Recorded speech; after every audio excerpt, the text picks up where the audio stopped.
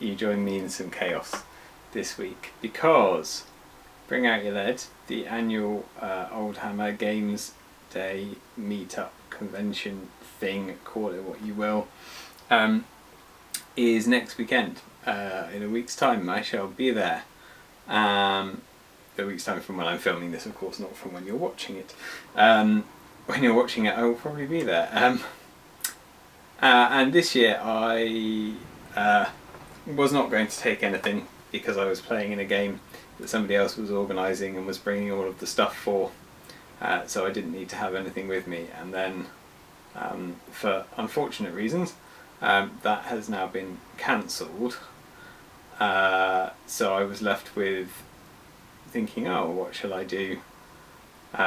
Which has led to a whole sort of spiralling chain of having to paint stuff last minute, and I'm documenting that on the blog. So if you go to the Finn McCool's blog, you'll see all of the stuff that I'm working on, and some of you I think I shall see there, and hopefully you'll come and join in and it will be fun. But I wanted today, on a related issue, to talk about Oldhammer, which is probably something that most of you will be familiar with if you're on this channel. Even if you're not a part of the Oldhammer scene, probably you'll have heard about it. It's been a thing for quite some time now, over 10 years now.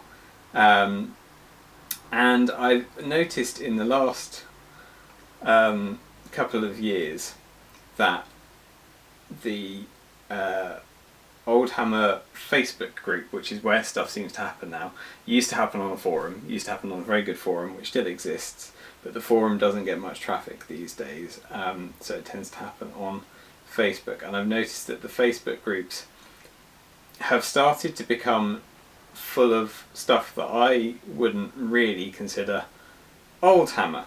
Now, back in the early days of Oldhammer, which started off, so I should give you a short history, I guess.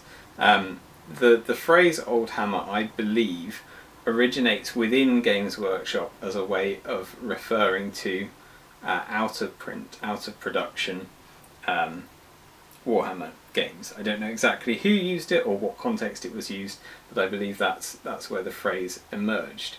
And in the 2010s, maybe slightly before then, but certainly in 2010, there were a bunch of blogs that were started by people who were into the older versions of Warhammer, which at that time, 1st edition through to 5th edition. 8th had just come out, 7th was still a thing, and a lot of people were still playing 6th edition, so first through 5th really.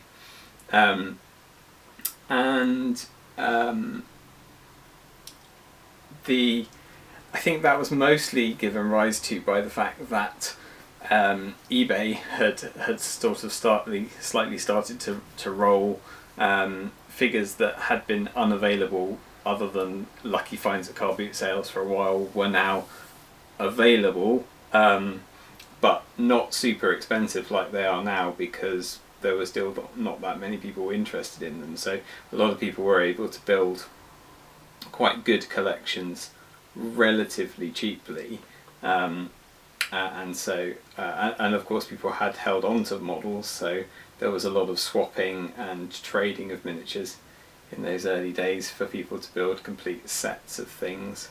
And it was a really nostalgia driven, here are the armies that I wanted in my childhood that I never got to make, because, you know, who had the disposable cash back then to do it? Not me, certainly.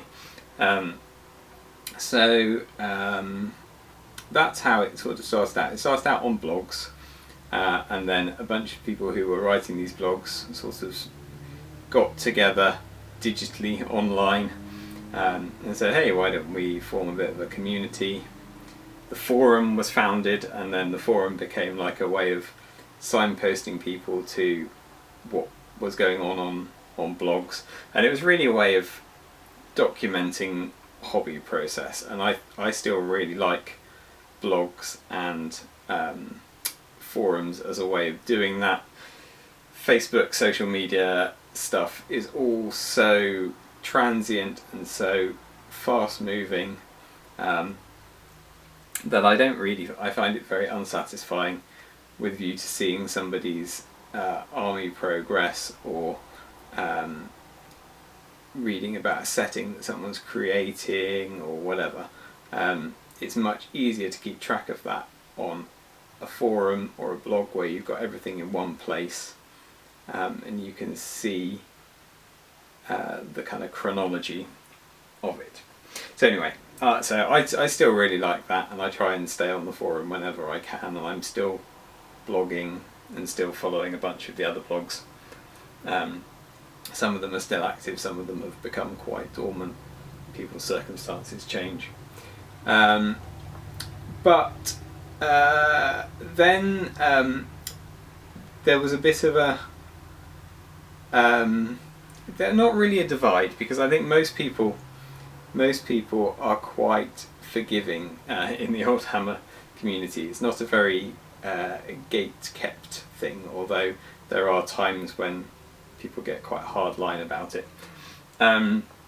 It's always, I think, been tied to an ethos. It's always been tied to a sense of enjoying games for the sake of games, and enjoying games for the sake of the narrative that comes out of the games, and random happenstance. And it's sort of an antidote to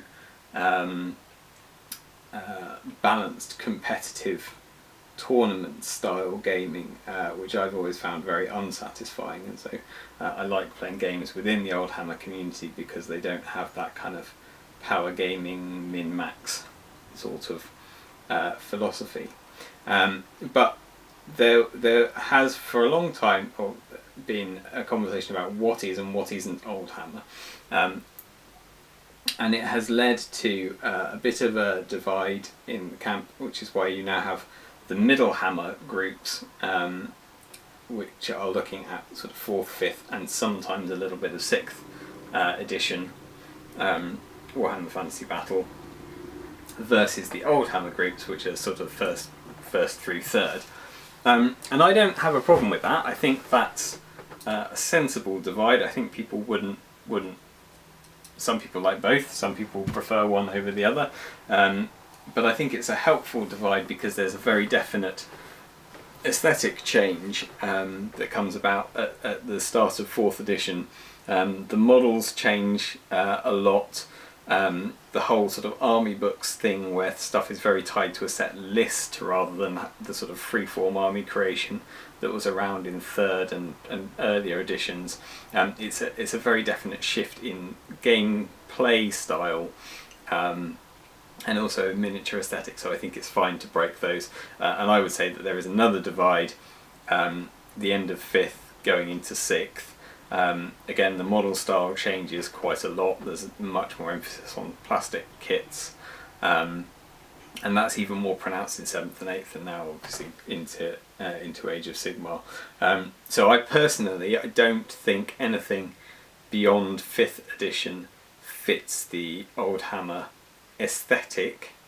Of course you can play any game system with the kind of Oldhammer ethos, i.e. You're playing stuff on the table because it looks cool, and you're going to be open to people coming up with their own rules, and you're going to be open to leaving stuff on a dice roll, and you're going to be open to making perhaps not the best tactical choices, but because thematically it's what your army would do, what your general would do, what your characters would do on the table, and not worrying about whether you're winning or losing. You're just having fun playing the game, which is how I like to play. And of course you can play any game that way, but some are more suitable to that than others are, I think. And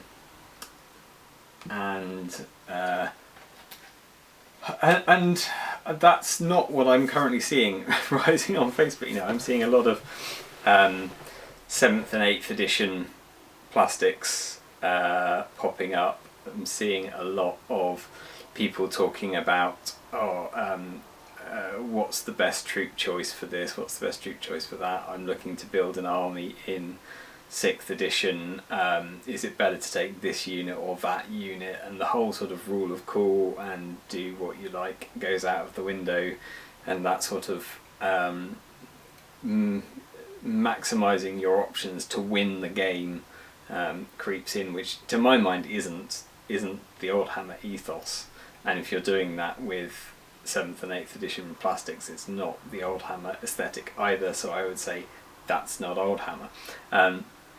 But going back to the original meaning of Oldhammer being out of production stuff, you know, 8th edition is 10 years old now, so maybe you could say that is Oldhammer, and maybe 1st to 3rd now has to be Ancient Hammer. But since the community arose around those editions, I think it's sensible to keep the name for them. So I would like to propose a new name for 7th and 8th edition stuff. And I would like to propose that be called Oophammer, out of production hammer rather than Oldhammer, because I don't think it's Oldhammer in the sense that Oldhammer has become. It doesn't fit the ethos, it doesn't fit the aesthetic, and for me it dilutes my enjoyment of Oldhammer groups when I see figures that are really quite new in the grand scheme of things popping up on there. But I know then maybe I'll be considered gatekeeping and purist, and I just so I try and just scroll past it on Facebook. But if stuff pops up on the valuation page, I'll tend to chip in with this is not Oldhammer, because there you are looking at miniatures, and quite often people go on there because they don't know what they've got and they're expecting to be told this is worth £1 million, when actually, you know, do a little bit of research. If you're genuinely interested, do some research, and if you're not genuinely interested, then sorry, you don't deserve the community to give you as much money as you might want for your stuff. You know, this used to be a community-minded thing, people, you know, giving figures away, swapping figures, just because they liked seeing what other people were doing with them. And there's a lot less of that now, because I guess people have filled the holes in their collections, but also because, you know, eBay prices have gone absolutely insane for this stuff. It's just toys at the end of the day. It's mental crazy. So anyhow, that's my what is not Oldhammer. I'm hoping that next week I'm going to be able to have this camera at Bring It LED, and because it's going to be the last one, I think, that they're going to do at Foundry, certainly in its current location, I would like to document that fairly thoroughly, and my focus is going to be on finding things that are Oldhammer and explaining why I think they are Oldhammer, because it's very easy to say this is not that. You know, this fine cast Space Marine from 2012 is not Oldhammer. Why is it not Oldhammer? It's not Oldhammer because it doesn't. Well, yeah. Why is it not Oldhammer? But it just isn't. You know, you look at it and you go, it's not Oldhammer. But why isn't it Oldhammer? It's out of production. It's no longer around, but it doesn't. The aesthetic, to me, the aesthetic of Oldhammer is hand sculpted typically, although there are some digital sculptors who do a good job of replicating the Oldhammer look, and not everything that's hand sculpted is in the Oldhammer style. You know, lots of the Infinity stuff is hand sculpted, and that's not Oldhammer at all. It's got, for me, to have quite a pseudo historical low fantasy look to it. It's got to be slightly cartoony, out of proportion, but not like manga video game driven like stuff is at the moment. It's got to have drawn a lot of its influence from Frazetta and those other sort of sword and sorcery 1980s fantasy illustrators, it needs to be in 28mm. And I say 28mm, I mean like 28 to 30, but it needs to be on the smaller side than we're seeing now.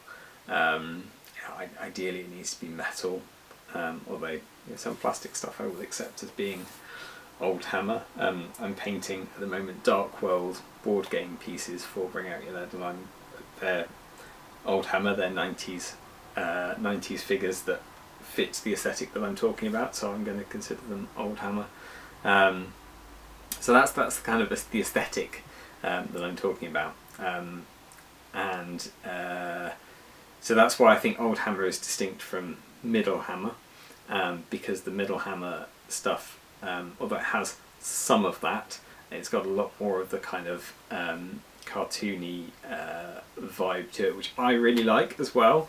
But I just recognise that it's a different aesthetic, it's a different intention, it's a different target market, and their target market now is different again. It's that a younger generation that like the kind of World of Warcraft video game look. Everything's super detailed and really big, crazy armour and even bigger weapons than there have ever been, with ornamentation over everything, and it doesn't do anything for me.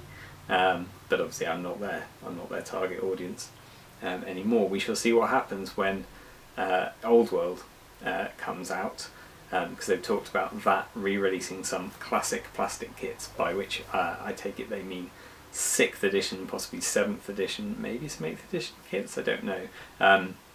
But certainly 6th edition kits, it looks like, are going to be making a comeback, which they don't do anything for me, but maybe that will remove a whole bunch of players again from the old hammer sphere, and 6th will no longer be a prominent feature there. Now, for the record, I like 6th. As a rule set, I like 6th edition. I think it's concise. I think it has everything that you need to play from skirmish level to siege level in one book. Play it with Ravening Hordes, which is a nice balanced, even though I'm not interested in balance, but if you're interested in balance, it's a nice balanced set of army lists, and they're all in one place. That's the advantage. You don't have to have the full set of army books, even though I do. They're all there in one place. So 6th edition with Ravening Hordes is what I would recommend as the most balanced, easy to play, fun to play version of Warhammer. But it's not old hammer, I don't think. Even though if you're playing like Path to Glory narrative stuff, it's not the same level of like roleplay randomness as Realm of Chaos is. So I don't think 6th is old hammer, but people will disagree with me and tell me that I'm being gatekeepy by saying that. But I think you've got to have some parameters. Like, I was involved in the steampunk community when it started getting going in the UK, and I was around for the diesel punk split, which is very much like the Middle Hammer split, and that made perfect sense to me. But then people sort of, as soon as that became a thing where you could like buy your goggles and buy your hats, that's fine. But then if you're buying your coat and you're buying your brute force leather studios bits and pieces, and you're not making stuff. Steampunk was always a maker community in its early days. It was about artistic creativity and craft, and learning skills and things. And the moment that it became a commercial retail thing, it's popular, so people are going to mass produce it and sell it, and you can buy it and then get snobby because your stuff looks much cooler than the stuff that people who are just learning to sew have made. And like that's not cool, and that's not steampunk, and that's what drove me away from it. Like, you've got to, if you want to keep something strong and happy and healthy and useful, you've got to put some limits on it somewhere, and you've got to say this is in and this is out. Otherwise it's just a conglomerate mess of stuff. And that doesn't mean that you're not accepting the early steampunk conventions. People would turn up in jeans and a t-shirt with a pair of goggles on and were not laughed at or ostracised because they weren't in full Victorian regalia with ray guns and things, because everyone starts somewhere, and it's it's a progress thing. And if your thing in coming into the Old Hammer community is you're starting 8th edition of Warhammer, welcome. There are other cool ways of playing and cool toys for you to discover along the way. You don't have to stick where you are, but also where you are may not. It's compatible with the community, but it's not the community's focus. So, you know, don't expect lots of wows.